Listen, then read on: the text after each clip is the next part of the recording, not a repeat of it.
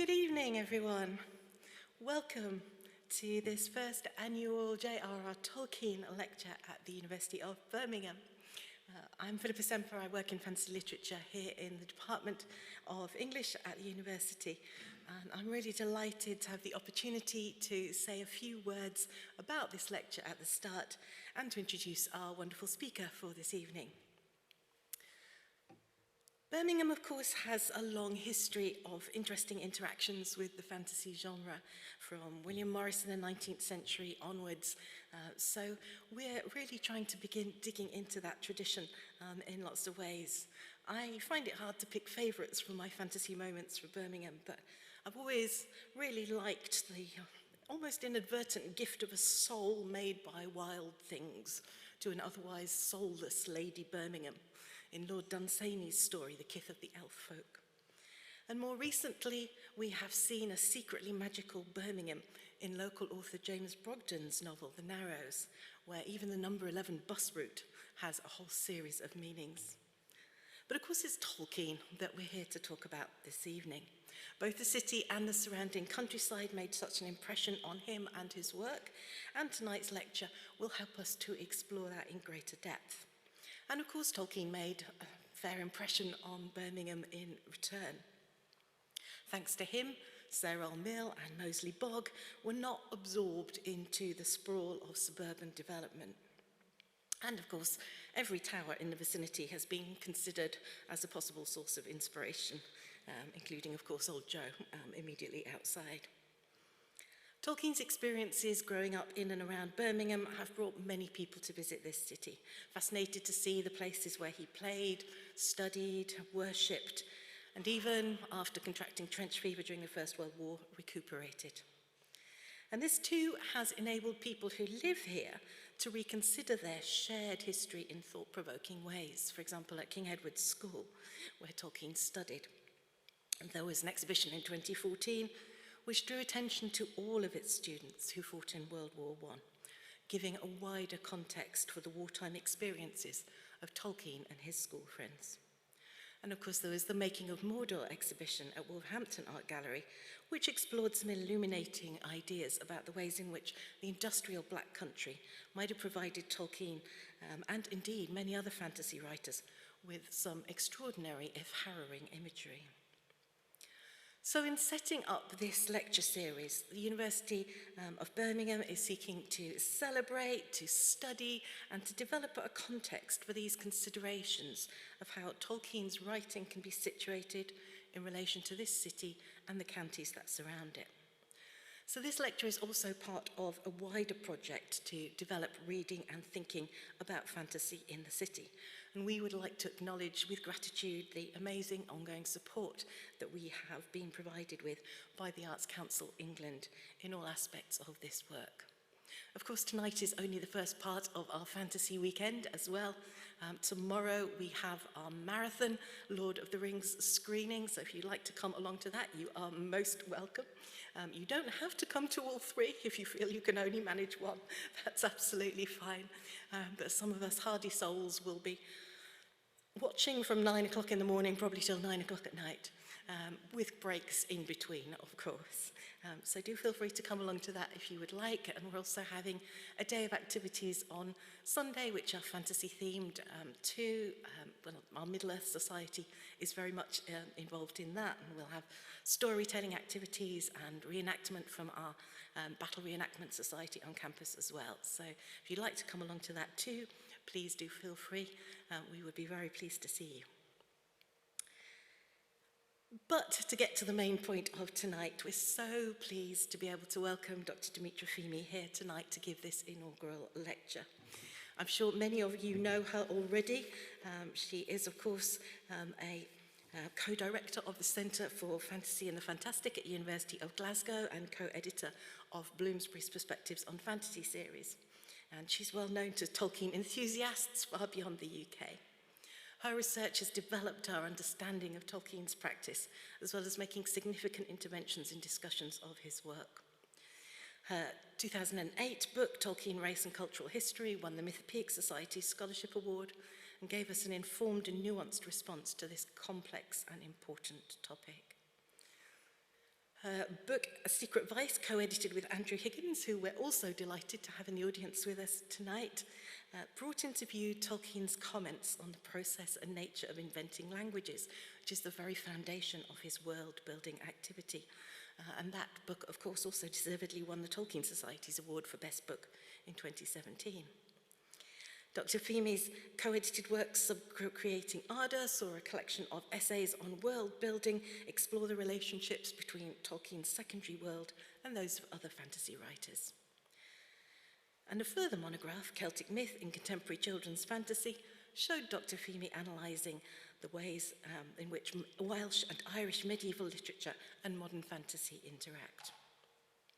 That too, of course, won the Mythopoeic Society Scholarship Award.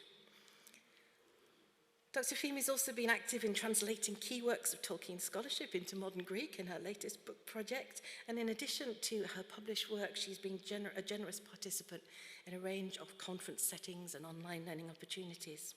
Her dedication and insight was recognised by the Tolkien Society with their Outstanding Contribution Award in 2021. So there is absolutely no one better to give our first lecture in this series, and I'm very happy to hand over to her now. For a lecture entitled, I Hold the Key, J.R.R. Tolkien Through Interviews and Reminiscences, please welcome Dr. Dimitra Feemy.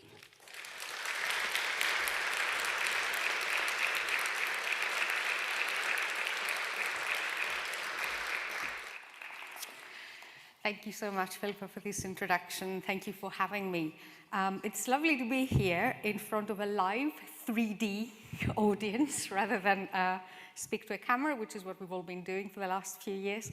I was trying to remember the last time I spoke about Tolkien in a lecture theatre, like live.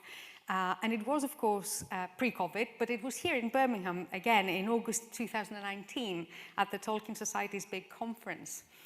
So there's something very apposite in being here again. And of course, as Philippa said, Birmingham is a very natural place to talk about Tolkien, really, isn't it? So what I want to do today is take you on a brief journey of rediscovering Tolkien through the interviews he gave during his lifetime and through some reminiscences of those who knew him. This material remains uncollected and often scattered across hard-to-find publications. And I guess one main question is, why this topic now? Aren't most of these interviews quite old, from the 60s and 70s? Well, yes, the bulk of this material has been out there for many years, but the corpus has increased recently. We now have, for example, 2 Swedish interviews that took place in 1961, only translated and made available to non-Swedish speakers recently, and these are pretty early ones, so very valuable. And also another example, thanks to the painstaking work of my colleague Stuart Lee at Oxford, we have now a lot more footage, originally presumed lost, from Tolkien's lengthy video interview with the BBC in 1968, some clips of which had ended up in the 1968 film Tolkien at Oxford. It was a great pleasure and privilege to be given access to this footage and to be one of the interviewees for the BBC Radio 4 programme, Tolkien, The Lost Recordings. The same goes with reminiscences. A lot of material was collected soon after Tolkien died, and I'm grateful to Tolkien scholar and friend Douglas A. Anderson for helping recovering some of the very earliest ones. But a steady trickle of memories shared by former students, colleagues, friends, etc., has been appearing in Tolkien journals and fanzines, edited collections, even pamphlets, for many years now.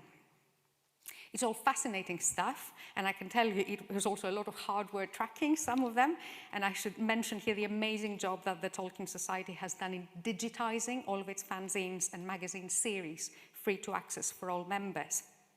So one answer to the why question, is that we have a lot more material to consider and examine now.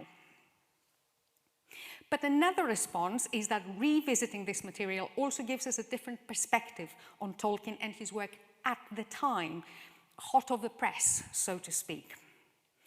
We also witnessed Tolkien being cheeky, sometimes declining to play the game of the good interviewee, and even rather miffed or resigned at times.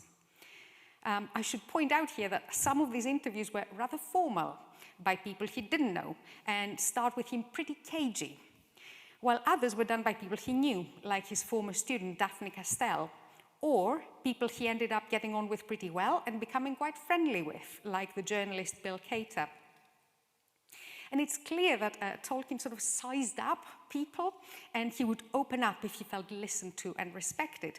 And one of the most characteristic examples was his interview with Dick Plotz, who had come from the USA, actually all the way from America, which starts, so if you start reading it, it's pretty abrupt, cold answers to pretty standard interview questions, but it concludes this way.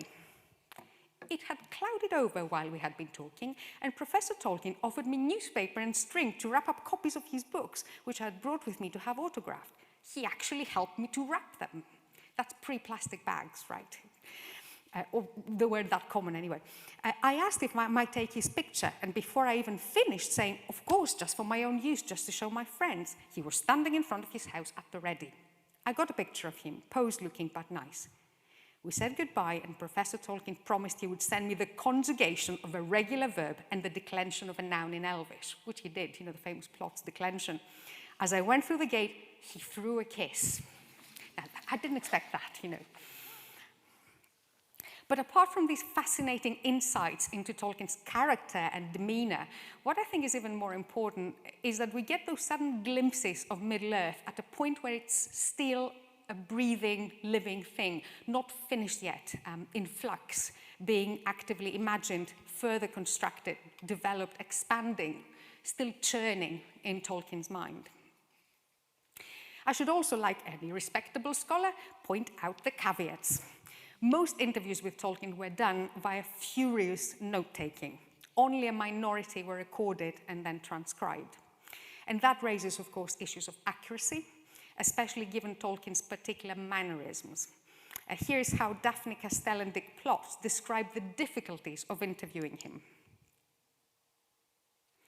He talks very quickly, striding up and down the converted garage, which serves as his study, waving his pipe, making little jabs with it to mark important points, and now and then jamming it back in and talking around it. It's not always easy to hear him. And Dick Plotz, he was always responsive and fascinating in what he said, but he was dizzyingly roundabout.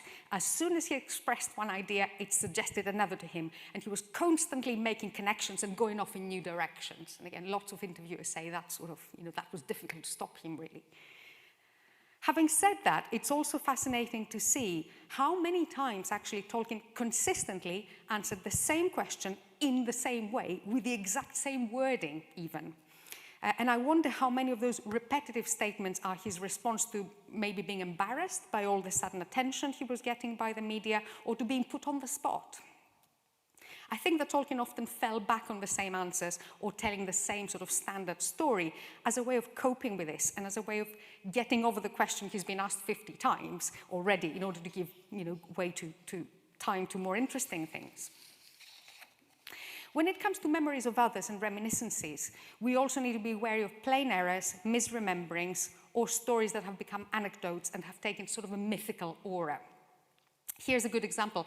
Priscilla Tolkien repeated in various recollections of her father that Tolkien, when he was invalided out of the Great War Front, sailed back to England on the Lusitania, and that this was the great ship's penultimate journey before it was sank during its next voyage. Well, we know that this is wrong. Tolkien sailed back home at the HMS Asturias on the 8th of November 1916, and this ship was torpedoed by the Germans the following year. Now, did Tolkien tell the story wrong? Did the torpedoing of the Asturias get mixed up with the Lusitania catastrophe, a much better known sort of story in family retellings, until it became a family myth? It's difficult to know. So what I've done for the purposes of this lecture is keep Tolkien's own words in his interviews at center stage, while reminiscences I've used more sparingly as support. They're also there, but in the background, adding to and enhancing some of the main points Tolkien makes, and of course, after fact-checking, obviously. So let's set off. And I think the place to start naturally is Birmingham, especially that small spot of land around Sarehole Mill and Moseley Bog. Because one of the main things interviewers were interested in were hobbits and the Shire, but also Tolkien's own life story and childhood. and those two are intertwined. So it's fascinating to see actually how many of the interview headlines are Hobbit related, and I've got lots of them here, but I'm reading out just a few. A Benevolent and Fairy-Footed People by Foster in 67. In the Footsteps of the Hobbits, Brace 1968. The Master Hobbit at 80, Holmes 1972, and many more, as you can see. In so many of these interviews, Tolkien dedicates a really sizable chunk to talking about that formative moment in early childhood when he left Bloemfontein, where he was born, then in the Orange Free State, now in South Africa, to travel to England for the first time and to be introduced to the rural idyll of the English countryside. In his 1966 interview for the Scotsman Weekend magazine, he said, "The Shire was inspired by a few cherished square miles of actual countryside at Sarehall near Birmingham. I could draw you a map of every inch of it. There was an old mill that really did grind corn, with 2 millers who went straight into Farmer Giles of Ham. A great big pond with swans on it, a sandpit, a wonderful dell with flowers, a few old-fashioned village houses, and a stream with another mill." And that's my own picture there from a long time ago. In his 1968 Birmingham Post interview, he elaborated, "There was a great mill pool fed by leats from the River Cole and a small village community.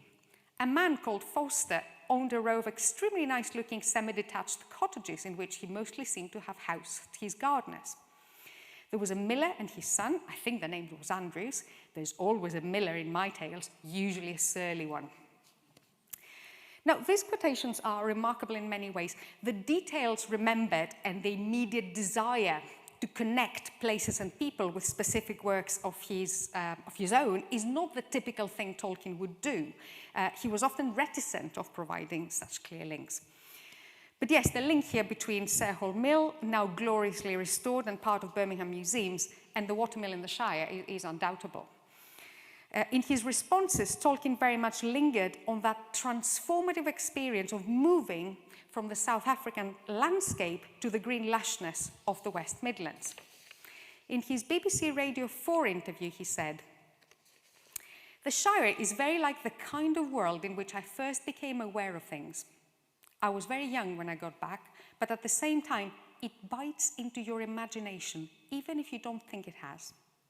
If your first Christmas tree is a wilting eucalyptus, and if you're normally troubled by heat and sand, then to have just at the age when the imagination is opening out, suddenly found yourself in a quiet Warwickshire village, I think it engenders a particular love of what you might call Central Midlands English countryside."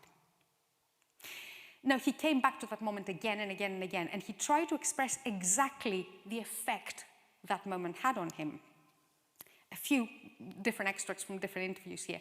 "It was kind of nostalgia reversed. It was a kind of double coming home, the effect on me on all of those meadows. After the dry, barren places I had known, I had in a way been trained to savour the delicate English flowers and the grass. I had this strange sense of coming home when I arrived.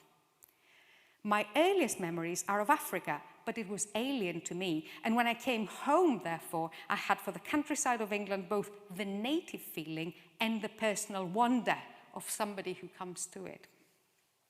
Now, there are a number of interesting things to point out here. Notice the words I've highlighted: nostalgia reversed, double coming home, being trained to appreciate a landscape he had actually never seen up until that point, having a native feeling and a personal wonder at the same time.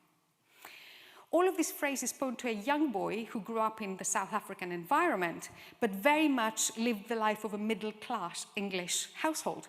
He would have had books, he would have heard stories. He had a sense that the Christmas tree he'd had was just a poor imitation of what it would have been at home, a home he hadn't experienced yet. This is, I think, the feeling of the diasporic child who is then suddenly visiting the fantasy land his parents keep on talking about, the home that hasn't been home for him yet. And this, I think, explains what he said in 1961 to Swedish interviewer Jan Broberg, which rightly caused editors of the English translation to note that this is a remarkable statement. "I was born in the Orange Free State and actually have always felt a stranger to England and English nature." In this one, there's more of a genuine expression of the shock of disrecognition, the difference between the wilted eucalyptus for a Christmas tree and the green luxuriance of Sarehole. But there's also here an echo of what Kipling, another writer who lived in colonial lands for a long time, said when he came back to England for good. He said that England was, quote, the most wonderful foreign land I've ever been in. Yes, it was foreign for Tolkien too, but it was also home. It was strange, unusual, it induced wonder, but it was also a place familiar from stories and parents' memories and letters from family. I think it's this oxymoron he's trying to capture in all of these different iterations. Clearly, this experience also produced a rather romanticized image of England in Tolkien's mind. He said that the West Midlands of his memory were tucked away from all the centres of disturbance and came to be regarded as divinely protected, though people there didn't realise it at the time. Here's again the image of Sarehole as the insular shire, externally protected by people its inhabitants have forgotten about. You know, this seems to chime with the prologue of The Lord of the Rings, where we read that the hobbits named it the Shire, and there, in that pleasant corner of the world, they plied their well-ordered business of living, and they heeded less and less the world outside, where dark things moved, until they came to think that peace and plenty were the rule in Middle-earth, and the right of all sensible folk. They forgot or ignored what little they had ever known of the Guardians, and of the labours of those that made possible the long peace of the Shire. They were, in fact, sheltered, but they had ceased to remember it.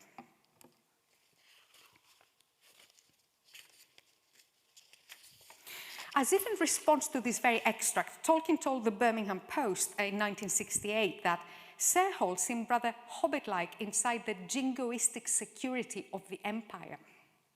And he highlighted that hobbits are rather unmilitary nature in another interview too, adding that behind all this hobbit stuff lay a sense of insecurity. I always knew it would go, and it did. He repeated the same thing to another journalist, adding that it was a kind of lost paradise. Tolkien's interview quotations about Sarehole do two things. One, on the one hand, they reveal the Shire as an artistic expression of longing, of nostalgia for the Sarehole he remembered and which he very soon, after his mother's death, lost. And on the other hand, there's that side to Tolkien's works that's more of a critique. Just like Sarehole, the Shire was too ignorant of the bigger world out there, of the dangers that had come from outside, of, say, the Great War that devastated the generation of Tolkien's classmates, and respectively of the Shadow of Mordor and the War of the Ring that didn't leave the Shire unaffected. I always knew it would go, and it did. Well, it did go. His childhood sense of safety and security when his mother died, and the feeling of enduring peace in an unspoiled countryside when the Great War and then another war came, together with increasing expansion of urban development. But I want to close this section on the Shire before I move on to other things, with the specific things Tolkien's childhood in Birmingham gave him to create a vividly visualized hobbit community and a distinct and memorable culture down to the level of materiality. First of all, the rustic people, as opposed to Tolkien's own genteel family, who soon fell into hard times. Think of the distinction between the majority of hobbit population, people like Sam and his gaffer, in opposition to the more bourgeois Bilbo and Frodo.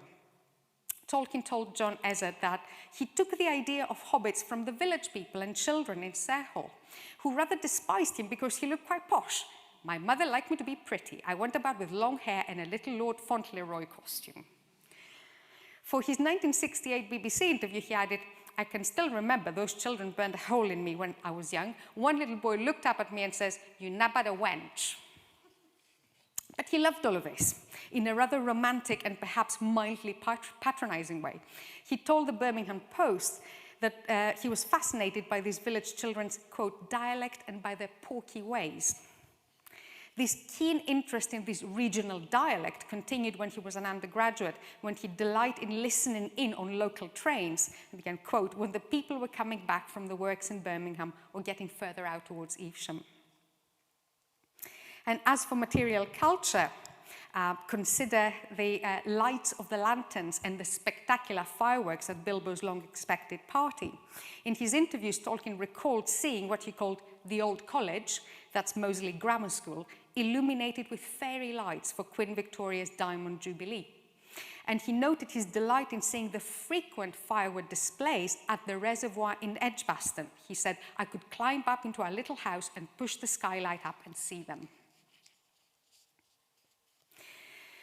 Now, Tolkien was asked numerous times to tell the story of how the idea of The Hobbit came to him, and I'm not going to rehearse it. I'm sure everyone in this audience have heard the anecdote of how Tolkien was marking examination papers, found a blank page, and wrote on it, "In a hole in the ground there lived a hobbit," and then proceeded to find out what hobbits were and what they were like.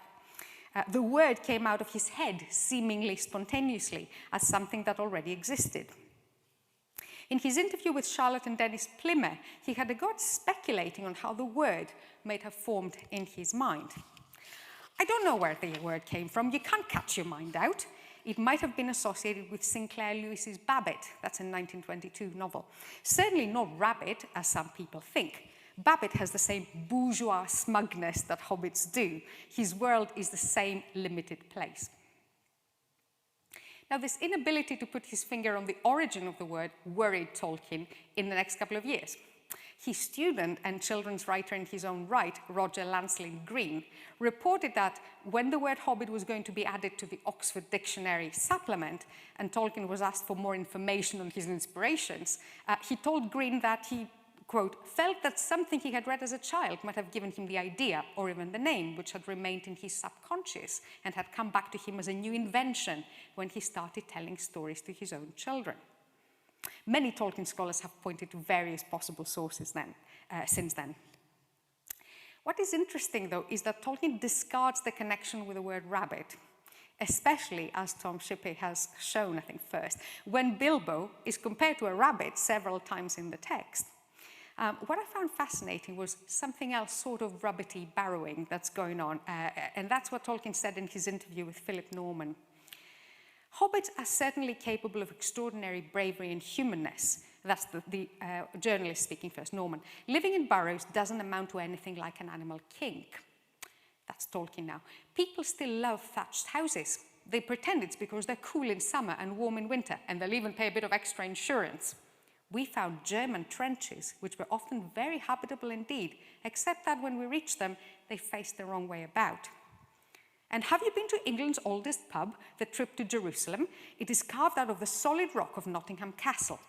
I went to Nottingham once for a conference.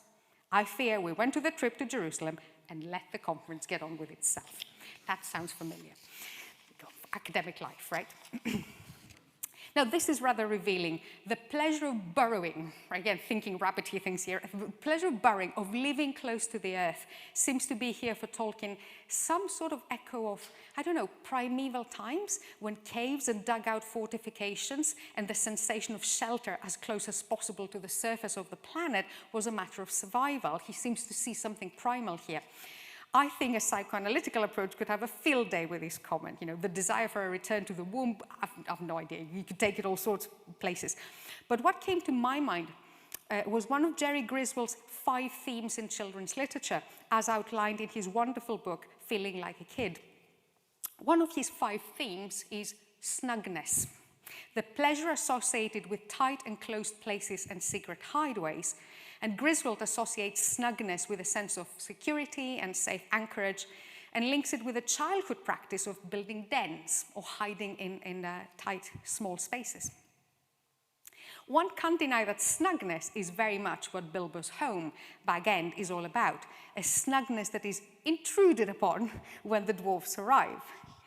And I can see the way Tolkien links this sense of snugness with thatched cottages or Ye Olde Trip to Jerusalem, but I didn't expect to see German trenches listed here. Very habitable, but facing the wrong way. There's something interesting here. Now let me turn to The Lord of the Rings. Just like with Hobbit, many of the headlines for Tolkien interviews play with the title of his most celebrated book. And again, some examples here. Lord of the Hobbits by William Cater in '66.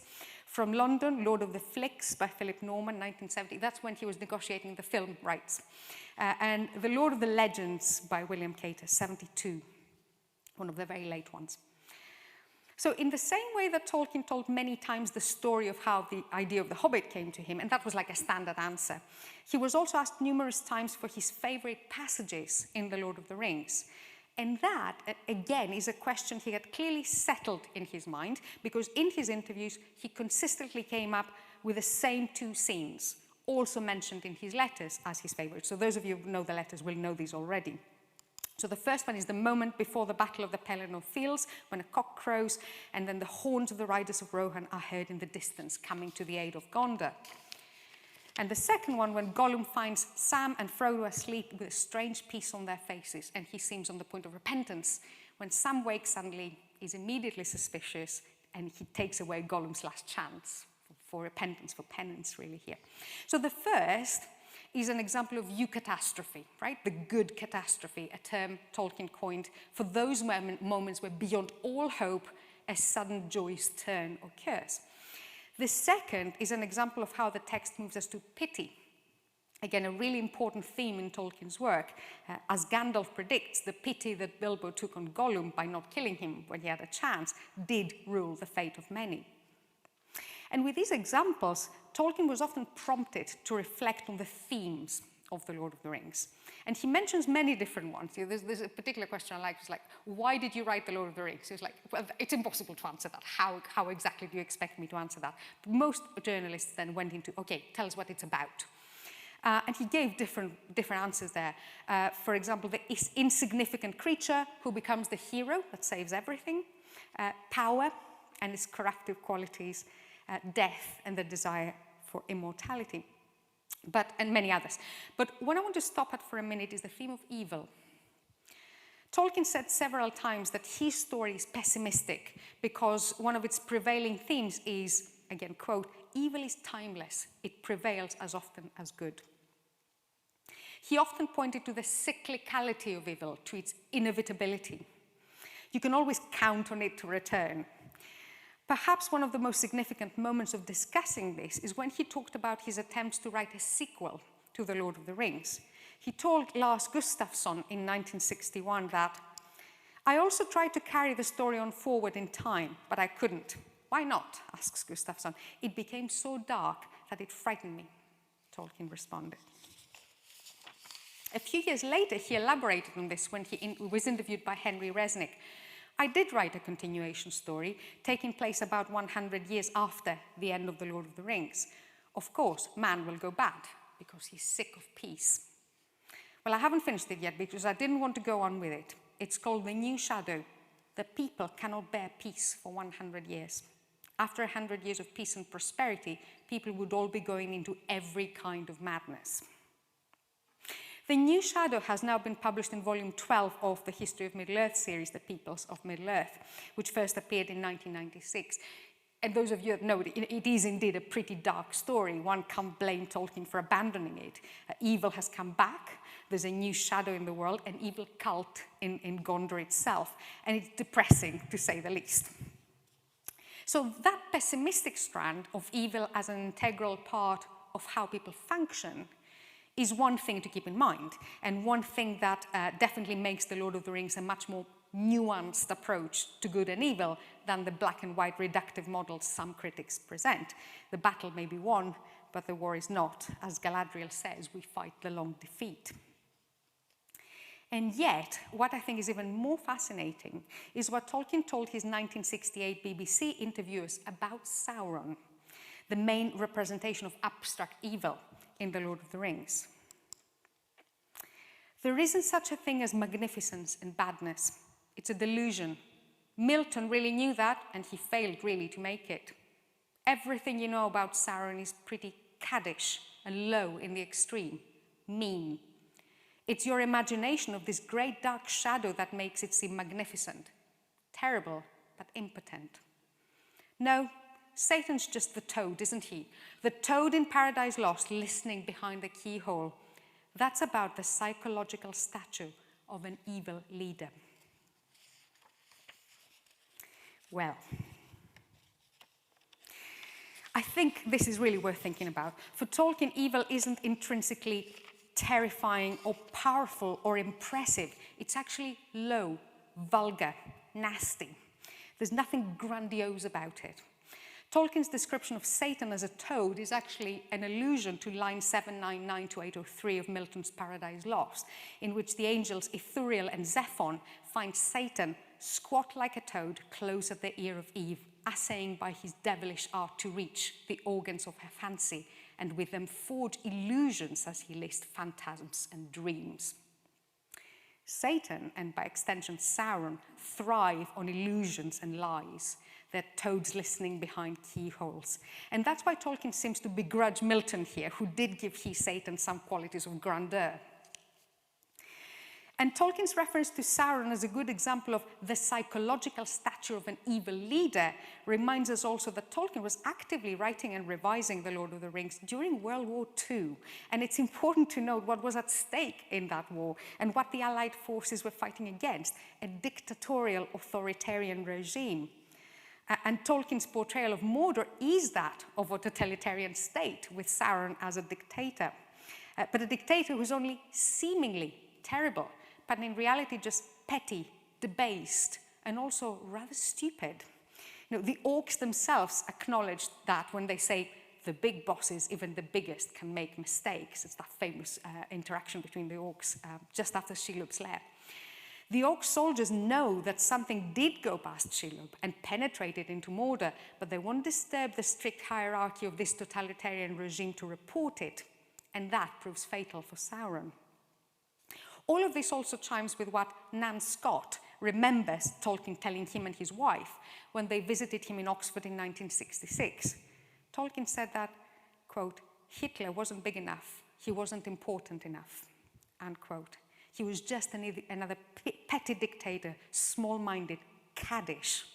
I am again reminded here of Tolkien's much-quoted line from Letter 45, that ruddy little ignoramus Adolf Hitler. Now, on the other side of the good versus evil debate, Tolkien was also asked many times about the absence of religion in The Lord of the Rings, especially organized religion with priests and temples, etc. But Tolkien's response to this was that he had indeed constructed a system. There was a monotheistic world with Eru, the One, as the godhead, and the Vala, the angelic guardian power, standing in the position of mythical gods under the One. That's a very Platonic or Neoplatonic understanding. None of this is too obvious in The Lord of the Rings, and readers didn't really get a clear sense of this theological vision till the posthumous publication of the Silmarillion. But this didn't seem to bother Tolkien, and that, of course, in all of his interviews, that hasn't happened yet, right? He told Big Cater that there was in Middle-earth what theologians call natural morality, natural duties and courtesies, when a man refuses to strike an enemy when he's down, that sort of thing. He said something very similar when interviewed by Philip Norman, that hobbits have what you might call universal morals. I should say they are examples of natural philosophy and natural religion. Here, Tolkien is referring to a long philosophical debate about the demonstration of divine purpose through the observation of nature and the use of human reason, a theology that doesn't depend on revelation and scripture, but as Tolkien seems to point out, on decency, or on respect, on social behaviors common across many different cultures over time. The theology of Middle-earth, Tolkien seems to be saying, is supposed to be universal, not tied up to any particular real-world religion, let alone denomination. And Tolkien was, of course, a devout Catholic, so many of these interviewers pressed him on that point, actually. And it's very tempting to link actually all of this to the 17th and 18th century deism, the attempt to establish a shared understanding of natural religion that would go beyond sort of the binaries of the faithful and the doubters, and beyond sectarianism too. But I'm not a theologian, so I'm going to leave this question to colleagues who might be better qualified. But it's an interesting research question, that, you know, how much of that is sort of consciously there. As if to highlight this even further, Tolkien resisted the possibility of specific Christian allusions to the text, when Henry Resnick said that he had noticed in the appendices that the Fellowship leave Rivendell on the 25th of December, and that Frodo's sacrifice to save Middle-earth seems Christ-like. Tolkien responded, well, you know, there have been saviors before. it is a very common thing. There have been heroes and patriots who have given up their lives for their countries. You don't have to be Christian to believe that somebody has to die in order to save something. As a matter of fact, December 25th occurred strictly by accident, and I let it in to show that this was not a Christian myth anyhow. It was a purely unimportant date, and I thought, well, there it is, just an accident. One last absence that Tolkien talked about, absence of religion. Another absence that he was asked about was love, specifically romantic love, as something the Lord of the Rings lacked. He discussed this at length in his interview with Daphne Castell for New World Science Fiction in 1966. There's a time and a place for everything, Tolkien said. In the time of great war and high adventure, love and the carrying on with the race and so on are in the background. They're not referred to the whole time, but they're there. There's surely enough given in flashes for an attentive reader to see, even without the appendix of Aragorn and Arwen, the whole tale as one aspect of the love story of this pair and the achievement of a high, noble and romantic love. You get the scene in Rivendell, with Aragorn suddenly revealed in princely dignity to Frodo standing by Arwen. There's Aragorn's vision after he has plied his troth to Arwen and left her. And what were his thoughts after receiving the furled standard and when he unfurled it after achieving the paths of the dead? Now, this passage made me stop and look at The Lord of the Rings again with fresh eyes. I mean, I've lost count of how many times I've read it in my academic career, but I have to confess, when I'm thinking of the romance of Aragorn and Arwen, I'm mostly thinking of the relevant section of Appendix A. And I'm always reminding my students that that's where the scenes between those two come from in the Peter Jackson adaptations, well, more or less, anyway. So this extract prompted me to go through the text again and isolate those 4 key moments that Tolkien thinks are very significant. And I only have time to examine 2. I'll leave you to look up the rest, and I'm happy to answer questions later. But the first 2, first, the scene in Rivendell. This is the text here. Frodo halted for a moment, looking back. Elrond was in his chair, and the fire was on his face like summer light upon the trees. Near him sat the Lady Arwen. To his surprise, Frodo saw that Aragorn stood behind her. His dark cloak was thrown back, and he seemed to be clad in elven mail, and a star shone on his breast. They spoke together. Here we have a straightforward situation of Frodo cottoning on to something others perhaps know in that same environment. Wise Strider, as he mostly knows Aragorn by that point, is now dressed in splendor and conversing with the lady with the piercing eyes. I actually do remember very vividly reading that scene in Rivendell the very first time I read The Lord of the Rings as a student of English at the University of Athens.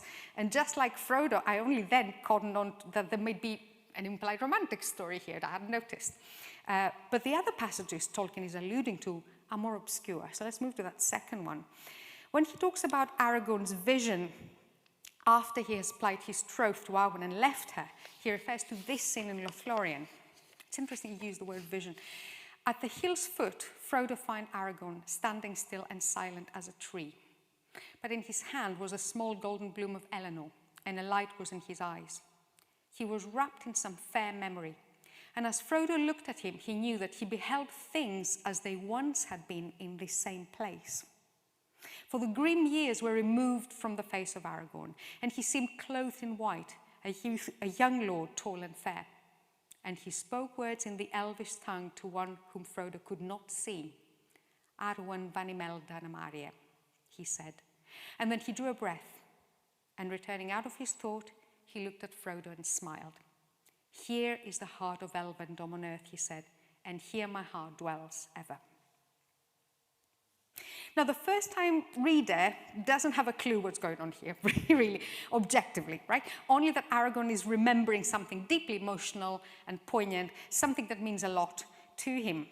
However, if that same reader doesn't skip the little phrase in one of Tolkien's invented languages here, Quenya, but has a go at reading it aloud, like I did now, they can make some sort of sense of this. Arwen Vanimelda Namaria. The attentive reader, very soon after this point, will know that Namaria means farewell. And of course, the name Arwen is obvious here. But again, I know so many people that skip the languages that miss this bit completely. The context of this scene, as we find it in the appendices, is that Aragorn is remembering walking with Arwen among the flowers of Lothlorien barefooted, that when the two of them plied their troth and were glad, after which he left her to seek his destiny and become worthy of her. The reader doesn't know this yet, but that point of Aragorn being wrapped up in memories while mentioning Arwen's name is a sure signal of romance, even perhaps of a romance under threat. So this is how Tolkien portrays romance in The Lord of the Rings. It's subtle, understated, hidden away in small moments, words spoken in whispers and memories. It's interesting, as I said before, that Tolkien called this last scene Aragorn's vision. It's as if he's vividly reliving the moment with Arwen here. But romance is indeed there for the perceptive reader, and most definitely there for the reader who will come back to the novel after having read the appendices. Now, talking about themes and absences in The Lord of the Rings brings me to the various attempts by Tolkien to answer the question of what genre he would put The Lord of the Rings under. Is it a fairy tale, fantasy? Is it glorified science fiction, as Scottish science fiction writer Naomi Mitchison called it? Tolkien most times called it heroic romance, grown out of his wish to write what he called a really stupendous long narrative that would hold the average reader's attention. He had already tried a long narrative form in The Hobbit, and he decided the same form, only more elaborate, would do. He described it as the pilgrimage, the long journey with an object. And that's very much in line with, say, medieval romances or the revival in the 19th century by George MacDonald and William Morris. Though I have to say, he doesn't have very great things to say about those two in the interviews. I think he got to the point where he was sort of over them by then. As we saw, he had clearly thought about romantic love in his romance, which you'd expect, however elusive it may seem to the modern reader today. But he also told John Ezzard that every romance that takes things seriously must have a warp of fear and horror. And there are plenty of tales of people who found, say, the Black Riders particularly frightening and eerie, including Tolkien's daughter Priscilla. And here, please allow me a quick anecdote that I found very moving in the reminiscences of Joy Hill, Tolkien's secretary in the 1960s and 70s. She said, "What was so striking was his interest in the various letters that came. Now, these were very diverse. Royalty wrote, presidents' daughters, prisoners in jail, people in Broadmoor. And he took a great interest in the underdog. And this is particularly so with one person who was in an institution and was having nightmares as a result of reading The Lord of the Rings. He wrote to the person in question and continued to do so. And she progressed. And he explained to her that there was no need to be frightened and gave reasons why. And every Christmas he kept saying, 'I had a Christmas card from Miss X.'"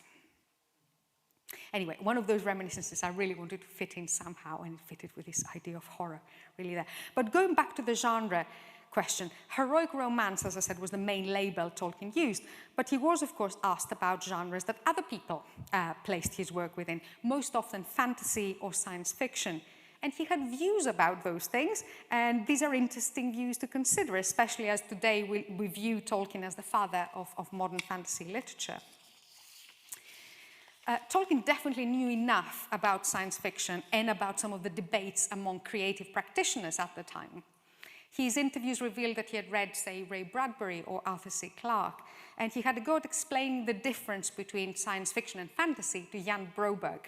He said, quote, "Science fiction deals with the future or even contemporary times, while fantasy fiction often takes place in the past."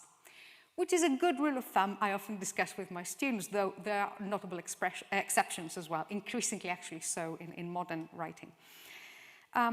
He also didn't react negatively to what I said before, to Naomi Mitchison's description of his work as glorified science fiction, which again was a bit of a surprise. He told Daphne Castell that he supposed it was valid if Mitchison had meant that the pleasure of wonder is also produced by good science fiction, and that this pleasure must be one of the aims of the author. He went on to tell Castell that obviously many readers of science fiction are attracted to it because it performs the same operation as fantasy. It provides recovery, an escape, I analyze this in my essay on fairy stories, and wonder. But when they invoke the word science and use an element of scientific knowledge, very variable sometimes in scope and accuracy, authors nowadays are more easily able to produce suspension of disbelief. The legendary laboratory professor has replaced the wizard. Something about the law of, to unexplained technology is indistinguishable from magic. When Philip Norman mentioned that Tolkien was given the award for Best Fantasy Writer of the Year in 1956-57, Tolkien noted that the trophy, a model rocket, is upstairs somewhere. It has fins, quite different from what was required, it turns out. This is, of course, a reference to the International Fantasy Award Tolkien received in the 1957 Worldcon in London, which, probably in imitation to the Hugo, that's the Hugo Award there, which I'm sure many of you will know, was also a stylized rocket with fins, as Tolkien notes. And that's interesting in its own right. The interview with Norman was in 1967, so pre-moon landings. But rockets had already reached space in the 1940s and 50s, while in 1957, when the trophy was awarded, we would be just at the verge of the first satellite being sent into orbit with Sputnik. That was October 1957. Nevertheless, fins on rockets were already a thing of the past, a retro image of science fiction rather than real-world space exploration. By 1967, when the interview takes place, more rockets were being launched with astronauts in them that didn't quite match up to those earlier imagined futuristic designs with fins.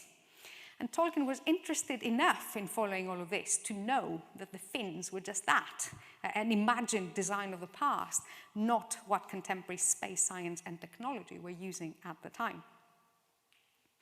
But his main criticism of science fiction was its use of language. That's what he said was his own claim to science expertise. He said, my science is language. He talked to Daphne Castell about 3 different understandings of the word language in science fiction.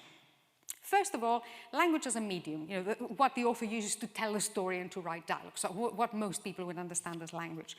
The second, though, was language as an invention and as the most important single ingredient in human culture in general or in any particular culture. He claimed that science fiction authors treated comparatively poorly in descriptions of strange cultures, and that the problems of communications between alien beings in different worlds are apt to be perfunctorily and unconvincingly treated. And Daphne Castell here rightly mentions rather awkward, translator machines, communication helmets, telepathic races. One could also add Douglas Adams' Babel fish, any sort of mechanism to not have to deal with sort of inventing a language. Which, of course, for Tolkien was, the whole point was, why not?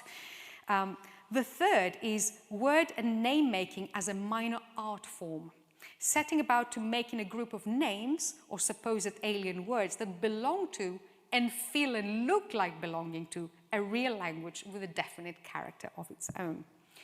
He finds names and words in his contemporary science fiction apt to take on quite a childish level, and absolutely appalling in many cases. They leave me totally unconvinced. And he notes also that fantasy has the same problem. It's not just science fiction he's targeting there. Of course, Tolkien's own languages are really cogent, well-designed structures. In one interview, he said that he had constructed his invented languages by scientific methods. They must be at least as complete and as organized as the history of the elves. And indeed they are. Tolkien's criticism of contemporary science fiction authors was that they didn't know the useful things that philology, his own field, could teach them, like phonetics, history of language, process of change. And he notes rather dismissively that instead, science fiction authors only know about newfangled methods of linguistics. I was really surprised that Tolkien mentioned specifically mechanical computer analysis of language. I had to go and look up how early actually that methodology was around. I was thinking, it must have been a new thing. Actually, it's much earlier than I thought. But again, it's interesting to see, his interest in an area of linguistics he wasn't really working on. But the most fascinating statement for me came when Tolkien was asked by Dick Plotz, why wouldn't he publish a dictionary of Elvish or a grammar of his languages? And that's that last extract there. I don't want them frozen, he said. I invented them and I'm still working on them. His languages, together with his wider legendarium, his entire mythology of Middle-earth, remained unfinished, continuously tinkered with, in flux, until his death in 1973. Now, I'm slowly coming to a close, and I regret to tell you that we've only just about scratched the surface of all the interviews and all the reminiscences and memories of people who knew Tolkien. I mean, I seriously overreached with this. I have tons of notes on things I shan't have the time to mention tonight. And I can tell you the original draft of this lecture would have taken a good few hours to deliver. I had to be selective so as not to trespass on your kindness. So I want to finish with some reflections and extracts that paint a picture of Tolkien the man, who comes across in his interviews as actually pretty pragmatic and practical. When he was asked by Henry Resnick about his views on the modern world, he answered, "My view of current affairs is not as depressed as some people's. The modern world, it's like Babel, isn't it? All noise and confusion. But I think that a little history cures you. I should have thought that living at the end of the 16th century would have been just as bad, but there weren't as many people around." So he's very much saying that, this sense, we have now of all of this confusion or, a sense of sort of disconnect, it's not new. It's been around for a long time. The same sort of pragmatism rather surprised his BBC interviewers when he was asked about motor cars. And Tolkien replied, "Love them, love riding them, love driving them." And, you can see sort of the reaction. He added that the problem was that there's too many of them. The evil of all things must be judged as part of the multiplication table, because the multiplication table makes evil out of practically everything. Anything that's good in 1 and 2 is nearly always bad at 5,000, don't you think? And this is Mr. Bliss, of course, which is one of his stories in which it's all about misadventures with cars, really. And that's Tolkien's own sketch, of course. When the interviewer asked him about the noise cars make, especially in Oxford, Tolkien concurred, but added that this was also the case in the Middle Ages, when Oxford was an extraordinary, deafening, noisy place due to the enormous wains with steel wheels on the sets of the High Street. And since we started with the beautiful countryside around Sarehall, let us finish with Tolkien's legendary love of trees. He said in his BBC interview, "I have always, for some reason, I don't know why, been enormously attracted by trees, feel a real kinship to them. I'm not happy without trees. Birch is my favorite, and perhaps the beech too. All my work is full of trees. I suppose, in some simple-minded form of longing, I should have liked to have been able to make contact with a tree and find out what it feels about things." And actually, lots of people who knew him remember him always touching the trunk of trees. And yet, he's also, again, pragmatic, recognizing that the excessive cutting down of trees for human exploitation is not a modern phenomenon. He said, "Dash it, nobody in ancient England thought anything about oaks, trees. I mean, they devastated the whole of the southeastern country for smelting, for building ships, and so on. Nope, it's not a new thing."